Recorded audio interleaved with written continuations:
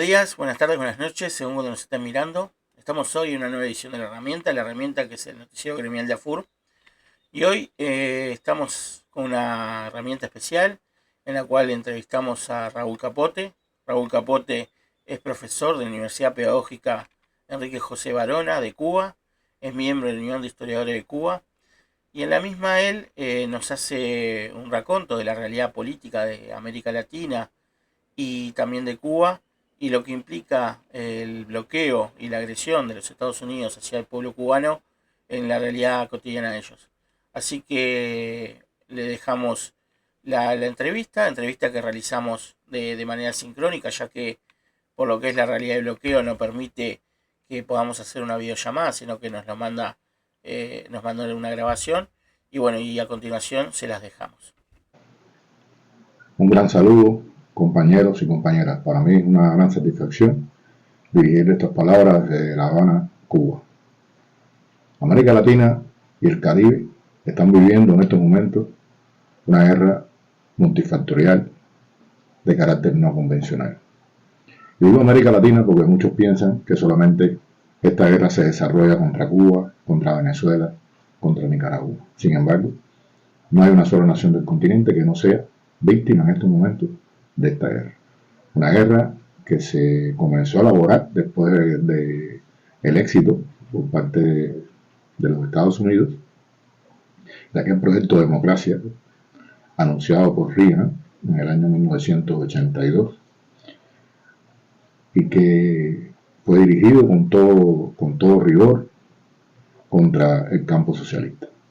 Después de la victoria que obtuvieron sobre el socialismo real en Europa del Este, después del fin de la Guerra Fría, comenzaron a elaborar una estrategia que permitiera de manera mucho más fácil y mucho más sencilla, sin gasto de grandes recursos militares, sin el uso de grandes recursos militares, por lo tanto, sin grandes pérdidas financieras, llevar adelante este tipo de operaciones que les facilitara presionar o sencillamente derribar a aquellos gobiernos que no les eran afines. Es una estrategia que comenzó en los años finales de los 80, de 89, 90, que tuvo su momento quizás cumbre con la creación del Instituto Albert Einstein, que tuvo como gurú esencial de su estrategia a James Char. Quizás fue la persona que le tocó ponerle rostro a esta estrategia, y que empezó a desarrollar una serie de golpes blandos en aquellas antiguas repúblicas soviéticas y contra gobiernos que no les eran afines. Quizás el gran experimento fue la Serbia de Milosevic, con la creación del grupo OPOR.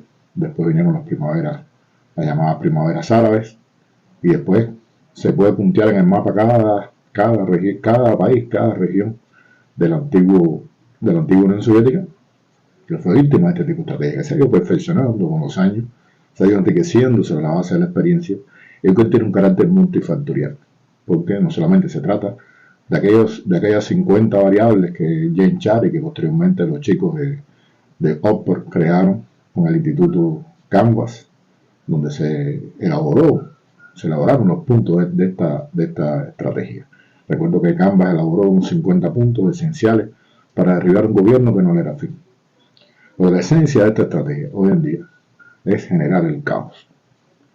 Y ellos necesitan un continente caotizado para poder implementar sus políticas, para poder ser de nuevo el gran sueño que hoy en día el presidente electo de Estados Unidos proclama como parte de su campaña, como parte de su diario como presidente, que es hacer América grande de nuevo.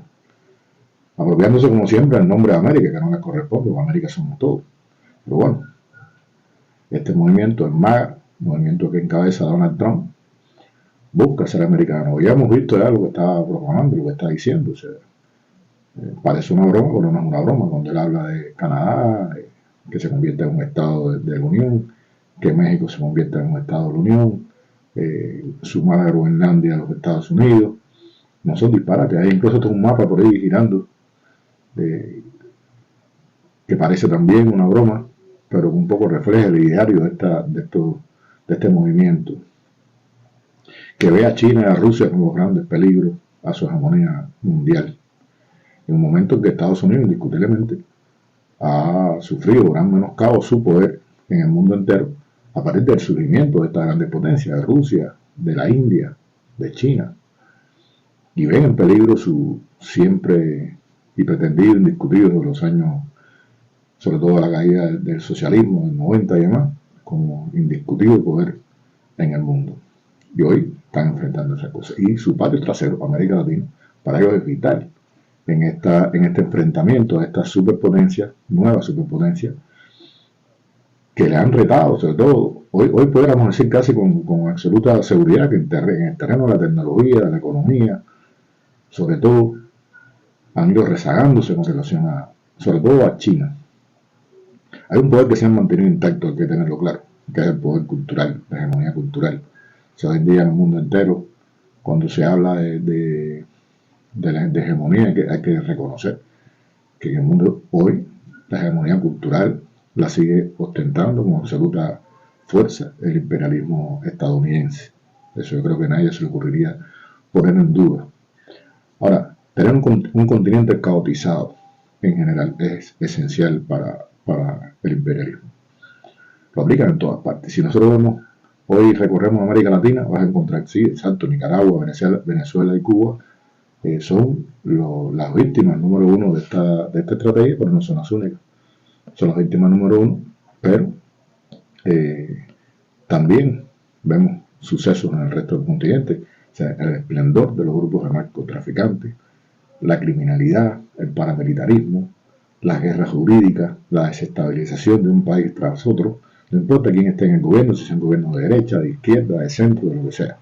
Siempre vamos a ver la mano de ellos detrás tratando de desestabilizar y generar el caos, porque es únicamente así es que pueden cumplir con sus proyectos. Porque un continente que se encuentre caotizado, por supuesto, tiene muy pocas probabilidades de poder enfrentar estas estrategias o planes de Estados Unidos. Porque en esta guerra multifactorial que se hace fundamentalmente contra Venezuela, Nicaragua y Cuba, por supuesto que entran a jugar muchos de estos factores. Multifactorial, porque aquí juegan muchas cosas. En primer lugar, no se puede dejar de lado, no se puede olvidar de lado el uso de los grandes medios de comunicación, el MISO. Viene por aquí un documento que estoy elaborando, que estoy trabajando en él, que lo define. O sea, dice, bueno, lo define a partir de las propias definiciones. Realmente, para ser justo, lo definen ellos. Sí, ellos le pusieron operaciones militares de apoyo a la información. Estas operaciones militares de apoyo a la información recogen todo lo que siempre se ha dicho con relación a la guerra informativa, a la guerra cultural, a la guerra psicológica, a la guerra con los grandes medios masivos de comunicación que llevan adelante con el mundo y que usan en todas sus variantes y en todo su poderío.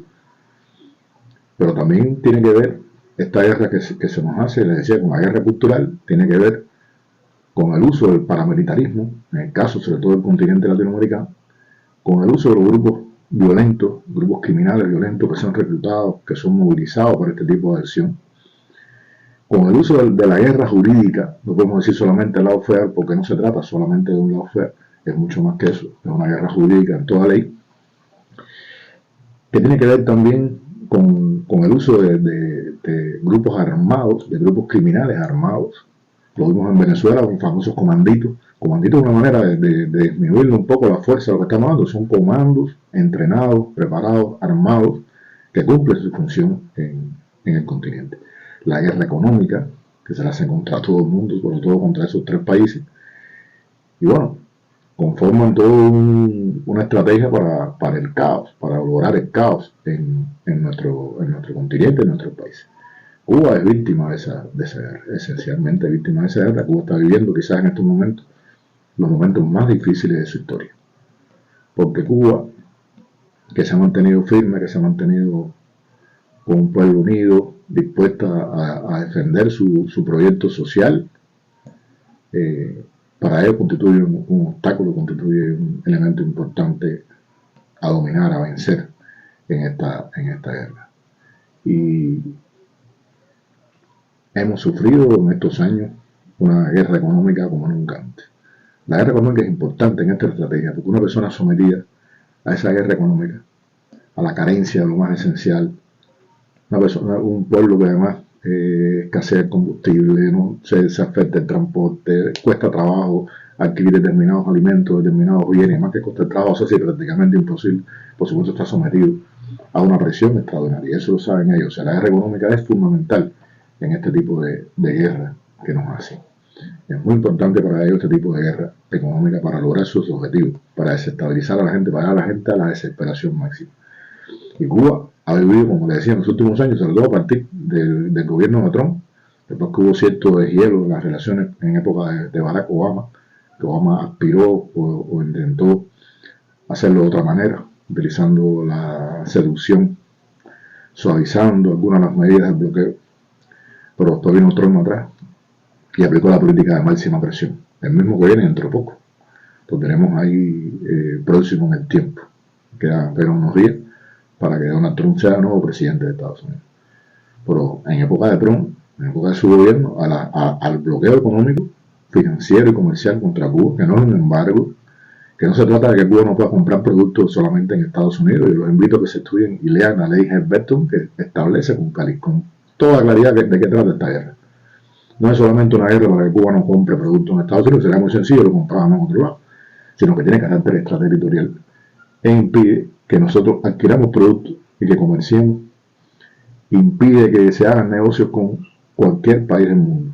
Se tiene un carácter de castigo extraterritorial, porque el país que comercie de Cuba, con Cuba es sancionado, empresa que comercie con Cuba es perseguida, es sancionada, naviera que trabaje con Cuba, que lleve productos cubanos es sancionada. Bueno, ese bloqueo de más de 60 años, esa guerra económica de más de 60 años que produce, por supuesto, un desgaste enorme en la economía cubana, se le suma en plena pandemia, en plena crisis que está atravesando todo el mundo con la famosa COVID-19, pues sencillamente en esa situación, ¿qué ocurre? Que este hombre aprovecha la circunstancia para apretar el cerco contra Cuba y se lanzan más de 240 medidas de carácter coercitivo, sobre todo dirigido al comercio y a las finanzas, ejecutadas además con un rigor como nunca antes en la historia. Entonces, sobre todo el castigo de las finanzas fue terrible, o sea, al no uso, a la prohibición de usar el dólar, y más de un país que no puede utilizar el dólar en las transacciones comerciales, cuando el dólar es la moneda, desgraciadamente la moneda que rige el comercio en el mundo, y Cuba no la puede utilizar. Cuba no tiene acceso a crédito de ningún tipo, en ningún banco, en ninguna parte. La persecución feroz contra cualquier negocio que Cuba hacía, y intentar aplastar por todas las vías el ingreso de divisas al país. El cierre de las posibilidades de los familiares nuestros en los Estados Unidos de enviar remesas a su familia, cosa que es un derecho, lo hace la gente en el mundo entero. O sea, de los Estados Unidos fluye hacia América Latina miles de dólares que envían los familiares, los residentes y las personas que trabajan en los Estados Unidos a su familia, una cosa que es completamente normal. Bueno, este hombre cerró esa posibilidad, la cerró completo. El cierre del turismo, la prohibición a las navieras, a los cruceros para tocar puertos cubanos, el castigo de las personas que viajan a Cuba, se fue realmente bien serio. La persecución a las empresas, en plena crisis de la COVID se impidió la llegada a Cuba incluso de los medicamentos esenciales para enfrentar la COVID-19. Empresas incluso que tenían negocios con Cuba, equipamientos médicos que se enviaban a Cuba de manera natural durante años, fueron compradas por empresas estadounidenses o presionadas por el gobierno de Estados Unidos a través de la oficina famosa de activos extranjeros, la famosa FAC, que se dedica a perseguir cada transacción, cada negocio que Cuba hace, fueron presionadas para que no hicieran negocio con Cuba. Los ventiladores pulmonares necesarios para la COVID que Cuba tenía comprado, adquirido ya de alguna manera la empresa que lo iba a enviar, resulta ser que decide no enviar, que decide no mandar a Cuba esos recursos. O sea, una cosa terrible realmente en todo sentido. Y se empieza a crear una situación bien difícil a la crisis natural que estaba ocurriendo en el mundo entero por la pandemia. Se suma, disculpen, este recrudecimiento de las acciones de bloqueo. Pero para rematar, nos incluyen en esa lista infame que crea el gobierno de Estados Unidos, no una lista amparada por ninguna organización internacional, una lista inventada por ellos con carácter político, que es la famosa lista de países que patrocinan el terrorismo. Incluir a Cuba en esa lista, por supuesto que es también fatal para nosotros, en muchos sentidos. Porque ¿quién va a querer comerciar con un país que patrocina el terrorismo? ¿Quién se atreve a desafiar a Estados Unidos y negociar o financiar, o qué bancos, sobre todo, que han sido las víctimas fundamentales de estas acciones? ¿Qué banco se atreve a mover, a utilizar, a financiar, a dar créditos a Cuba? ¿Quién se atreve cuando puede ser castigado por ser también por mover dinero de un supuesto país que patrocina el terrorismo? Que es una falsedad. Todo el mundo sabe que Cuba no patrocina el terrorismo ni nada que se parezca, pero es un invento para hacer mucho más daño. ¿Qué pasa con él? Bueno, por poner algunos ejemplos nada más, no quiero abundar mucho más en eso. Mire, imagínense ustedes que algo tan simple en el comercio mundial como las aseguradoras. O sea, usted, para poder comprar un producto, para que usted traer un producto a Cuba, a su país, al que sea, tiene que asegurarlo. O sea, ninguna naviera, ninguna aerolínea traslada productos a ninguna parte si no tiene un seguro, porque tiene que asegurar su mercancía. Bueno, las aseguradoras no lo hacen, no pueden hacerlo. Se niegan a asegurar los productos que Cuba compró o los productos que Cuba exportó. No lo puede hacer, porque las aseguradoras tienen miedo a ser castigadas, porque han sido castigadas por el gobierno de Estados Unidos con multas amplísimas. Lo mismo pasa con los bancos. Estamos hablando de multas multimillonarias. Estamos hablando de bancos que han tenido que pagar 8.000, 9.000 millones de dólares de multa por comerciar, por utilizar o por financiar créditos cubanos, o sencillamente por mover dinero de Cuba, por moverlo para pagar una transacción. Nosotros hemos tenido barcos cargados de mercancía en La Habana que no se lo ha podido pagar porque los bancos se niegan a tramitar el pago cubano en aras de esta famosa pago de inclusión de Cuba en la lista. Ha tenido como consecuencia entonces que no hay un supertanquero que quiera traer petróleo a Cuba, porque son perseguidos, son señalados. Si un barco, en aras de esta ley, que viene de la ley Torricelli, que es una de las leyes del bloqueo, si un barco se atreve a tocar puerto cubano, inmediatamente tiene que esperar 6 meses para tocar puerto estadounidense. Imagínense ustedes, ¿quién va a someterse a esa presión? Hemos tenido barcos dando vueltas alrededor de Cuba que no se atreven, han tenido que descargar en otras islas del Caribe las mercancías, y nosotros después buscar la manera de cómo traer esa mercancía a Cuba. Nos han cerrado la entrada de petróleo a Cuba, la entrada de combustible a Cuba, para que Cuba no pueda funcionar, el transporte, no se pueda tener electricidad para la industria, para las casas, para la vivienda, para los hogares. Han cerrado la entrada del gas licuado que en Cuba se utiliza para cocinar.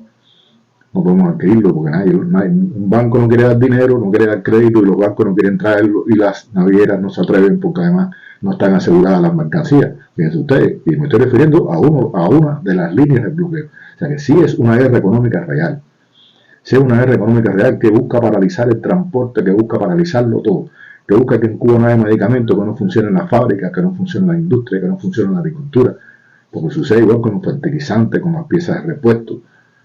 Nuestras grandes termoeléctricas, tenemos negocios con empresas europeas que habían instalado esas termoeléctricas, de una manera entonces que las compraron. Y entonces compraron, así mismo, o sea, no voy a mencionar ninguna, sería incorrecto de mi parte, pero las compraron. Y entonces, cuando uno va a la fase de mantenimiento que está en el contrato, entonces que esa empresa no va a hacer ningún tipo de mantenimiento a las industrias cubanas que se compraron para producir electricidad, porque sencillamente ahora pertenecen a Estados Unidos.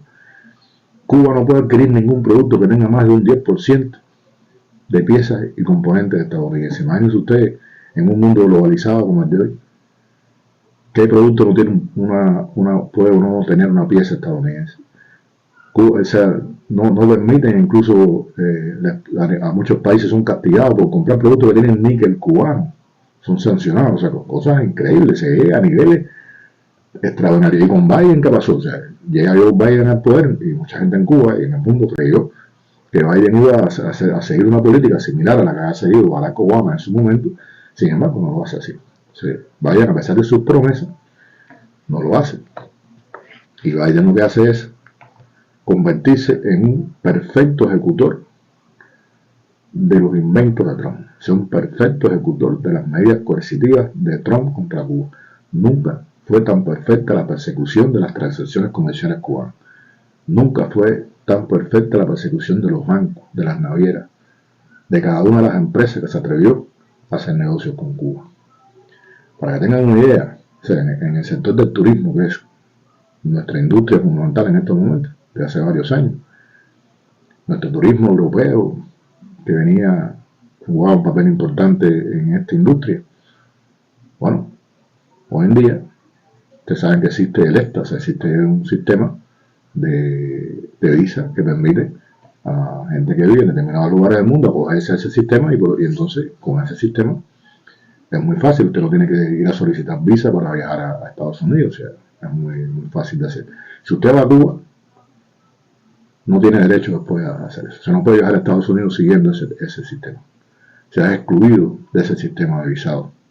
Entonces, muchos turistas que vienen a Estados Unidos, que tienen familia, que estudian, estamos hablando de muchas personas, no vienen a Cuba por miedo a eso. Pero además, y fui testigo de eso, no lo está contando nadie. O sea, las mismas aerolíneas, y muchas veces las mismas agencias de viaje le recomiendan al turista que no vaya a Cuba porque Cuba es un país que patrocina el terrorismo. Es infame la campaña. A mí me lo dijeron, montando un aeropuerto, pensaron que yo era español, no sé qué se habrán pensado era. Y la misma persona de la aerolínea del aeropuerto me dijo, ¿usted va a Cuba? Sí, voy a Cuba. Bueno, mira, nosotros recomendamos que no viaje a Cuba. Es peligroso porque Cuba es un país que patrocina el terrorismo en el propio aeropuerto. O sea, que miren a qué nivel llega la campaña, miren a qué nivel llega de perfección, por decirlo de alguna manera, llega a la maldad. Cuba, además, como parte también de la guerra esta no convencional, de esta guerra multifactorial que le estaba diciendo, recibe además las organizaciones contrarrevolucionarias de Miami financiamiento del gobierno de Estados Unidos declarado. Estamos hablando de cientos de millones de dólares a través de la USAID, a través de la NEP, la National Endowment for Democracy, la famosa organización para promover la democracia, que por supuesto es un instrumento para actuar, una máscara increíble creada por la Agencia Central de Inteligencia para actuar de manera encubierta. Financian grupos violentos en Cuba, igual que hicieron en Venezuela, para generar la guarimba en Cuba, para generar protestas en Cuba, protestas violentas. Porque nosotros defendemos el derecho de la gente a protestar. Está en la Constitución. O sea, ningún manifestante pacífico en Cuba jamás ha sufrido ningún tipo de problema. Pero estamos hablando de personas que reciben dinero para saquear, para destruir, para repetir en Cuba experiencias que han hecho en otros lugares. Lo que pasa es que Cuba es un país y Cuba tiene una revolución que cuenta con el apoyo de la mayoría del pueblo. Entonces en Cuba es muy difícil lograr un éxito en este tipo de cosas, pero lo intentan constantemente, lo intentan. Han realizado acciones de terrorismo, acciones de sabotaje en los últimos años. O sea, hemos estado en medio en el centro de la mira de los enemigos de siempre por acabar la revolución, no solamente con la guerra económica, sino también con la subversión política, con este tipo de intentos, con este tipo de estrategias contra Cuba. Y hemos sufrido una campaña de descrédito extraordinaria. O sea, estas guerras de descrédito, estas campañas de descrédito forman parte de la guerra multifactorial. O sea, es uno de los elementos importantes de la guerra factorial. O sea, desacreditar al país, desacreditar a las personas. Hacerle creer a la gente dentro de Cuba que la causa de la escasez no es esa guerra económica, sino es el fracaso del gobierno. O sea, ustedes le destruyen el país, le impiden comerciar, le impiden a las empresas cubanas negociar, sancionan a los bancos. No puedes utilizar el dólar en las transacciones comerciales, no permiten que los bancos den petróleo en Cuba, entonces el país no funciona, la culpa es del gobierno. La culpa es del gobierno. Es una infamia, pero se aplica constantemente la campaña de descrédito sobre la supuesta violación de los derechos humanos en Cuba. Pues el que ha estado en Cuba sabe que eso en Cuba no pasa. O sea, si alguien tiene derecho a hablar en cualquier lugar del mundo, yo creo que es Cuba. Cuba respeta ese derecho. Nosotros no permitiríamos además que eso pasara. Es hasta irrespetuoso con nosotros, con los cubanos. Porque imagínense ustedes, ¿dónde quedaríamos nosotros si nosotros permitimos o apoyamos gobiernos represivos en Cuba? O sea, sería responsabilidad nuestra también como ciudadanos de que estas cosas no ocurran. Y entonces también pasa eso. Es una multifactorial guerra contra el proyecto social que la mayoría de los cubanos defendemos. Al punto de que esta guerra no ha logrado acabar con la revolución. Se la han intentado durante tantos y tantos años y la revolución cubana sigue ahí. Y la revolución cubana sigue contando con apoyo del pueblo mayoritario. porque ningún gobierno se sostiene en el mundo sin el apoyo de la mayoría, a no ser que sea una dictadura feroz. Y cualquiera que haya estado en Cuba sabe que en Cuba jamás usted va a ver un militar armado en ninguna parte. No existe esa posibilidad. En Cuba no hay militares armados en las calles, en Cuba no hay tanques en las calles, en Cuba no se usan armas largas en ninguna parte. Usted jamás verá en Cuba a un soldado con armas largas ni a un policía con armas largas en ninguna parte. Jamás verá un antimotines al estilo de lo que se usa en el mundo entero, con carros lanzando agua ni lanzando gas lacrimógeno. Eso no existe en Cuba, no existe. Entonces, un gobierno que cuenta con un consenso, que cuenta con una mayoría de la gente, a pesar de todas las dificultades y de todo lo que hemos estado sufriendo durante todos estos años. Y tenemos el gobierno que nosotros creemos, que cree la mayoría, eso hay que respetarlo. Y nos gobernamos y tenemos nuestra propia democracia en la que creemos. Una democracia protagónica, donde la gente tiene el protagonismo en las decisiones. Aunque queda mucho por hacer, por supuesto, hay que perfeccionarla, hay que ir mucho más allá. Nosotros no tenemos una democracia de partido, pero es que en concepto de democracia en ninguna parte, el concepto original en ninguna parte habla de eso. Nosotros respetamos a los gobiernos y a la democracia que consideran que esa es la manera de hacer. Nosotros creemos que está representada la democracia realmente en ese empoderamiento de la gente, en esa participación real de la gente, en esa capacidad de decidir a la gente como en Cuba se hace. En un país donde tu representante es elegido en el barrio. No es un candidato que promueve ningún tipo de partido, ni el Partido Comunista ni ninguno, porque el Partido Comunista de Cuba no es un país, no es un partido electoral. O sea, no es un partido electoral, no nombra candidatos, ni se mete en las elecciones. O sea, yo nombro a mi vecino, y esa es la estructura que nosotros hemos creado, con ese delegado de base que puede llegar a ser presidente de la República. En un sistema que no es presidencialista, como ocurre en otros países latinoamericanos, que es muy similar al que utilizan los ingleses. Porque nosotros no tenemos una monarquía, pero se elige exactamente el gobernante, muy parecido. O como lo hacen muchos países europeos, es más semejante a lo que pasa en Francia, en Italia, en España. O sea, no es una novedad cubana, está ahí. Entonces el sistema de circunscripción que nosotros utilizamos es los ingleses. O sea, no estamos inventando absolutamente nada. Lo que pasa es que nosotros realmente no utilizamos, no es una democracia partidista. Y podríamos estar hablando de esto muchísimo, es la que nosotros creemos. Y se debe respetar porque tiene el apoyo de la mayoría. Decían, cuando Fidel desaparezca del escenario cubano, pues entonces la revolución cubana se cae. Bueno, ahí Fidel no está. Está, por supuesto, en la memoria de todos nosotros. Pero ahí hay un gobierno nuevo. Entonces ahora a decir, no, pues, ese hombre fue designado, ¿no? Ese hombre fue elegido porque fue elegido de la base. Y fue elegido por la Asamblea, que es nuestro sistema. O sea, es la Asamblea Nacional donde están nuestros diputados, que todos son electos en la base, en el barrio, ninguno es nombrado por nadie, ningún partido ni por nadie es electo ahí. Y esa Asamblea Nacional es la que nombra, la que elige a ese candidato a presidente y a todas las instancias del gobierno del país. Y ese presidente y todas esas instancias del gobierno están sometidas al control permanente de la Asamblea Nacional del Poder Popular, al control permanente del pueblo. Esa es la verdad de Cuba, con imperfecciones, millones de imperfecciones, que hemos estado abiertos a escuchar, siempre hemos estado abiertos a escuchar, con respeto, incluso al gobierno de Estados Unidos. Siempre le hemos dicho montones de veces, estamos dispuestos a dialogar, pero dialogar desde el respeto, dialogar desde el respeto a nuestra soberanía, a nuestra independencia. Cuba ha hecho cambios enormes. Yo creo que en pocos países en el mundo en los últimos años ha introducido tantos cambios como Cuba. Cambios en la economía, cambios en la moneda, etc. Nosotros estamos completamente en revolución. Yo creo que eso es una de las grandes fuerzas, una de las grandes ventajas de la revolución cubana ha sido esa, la capacidad que ha tenido siempre de reinventarse, por decirlo de alguna manera, o si lo fuéramos a decir más filosóficamente, de enriquecerse de las contraculturas que genera. O sea, las mismas contradicciones que genera constantemente la revolución cubana se ha enriquecido. Y como tiene que rectificar, rectifica. Y como tiene que cambiar, cambia. Y cuando ve que el rumbo que siguió quizás no es el más adecuado, pues rectifica el rumbo. Siempre en aras de mantener la esencia de la revolución cubana, que es una revolución de los humildes, por los humildes y para los humildes. Y es algo a lo que nosotros no queremos renunciar jamás, que defendemos con tanta fuerza. Y hemos, por supuesto, contado siempre con la solidaridad del continente y de mucha gente de buena voluntad en el mundo. Y esperamos seguir contando con ese apoyo, con esa fuerza, con esa capacidad de convocatoria que han tenido las fuerzas populares con relación a Cuba y la gente honesta con relación a Cuba.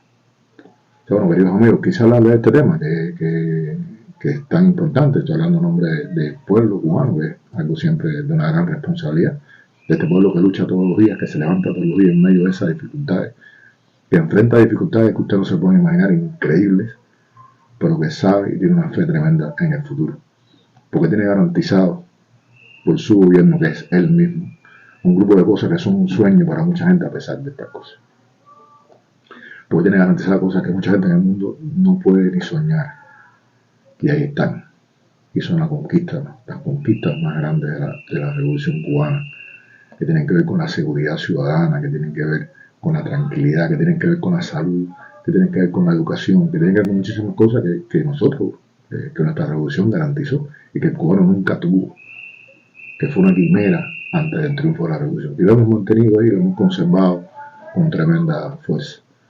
Y entonces, bueno, muchísimas gracias, la verdad, por permitirme dirigirme a usted. Quizás podamos, en cualquier escenario que se nos dé, poder intercambiar un día y poder llevarle la voz de Cuba y que podamos enriquecer además nuestro acervo cultural, político y demás, escuchándolo también a usted. Será una gran oportunidad. Un gran abrazo a nombre de los cubanos. Esto fue la entrevista a Raúl Capote, profesor del Instituto de la Universidad Pedagógica Enrique José Varona. Y si les gustó, denos like y compartan, así más personas pueden ver esto.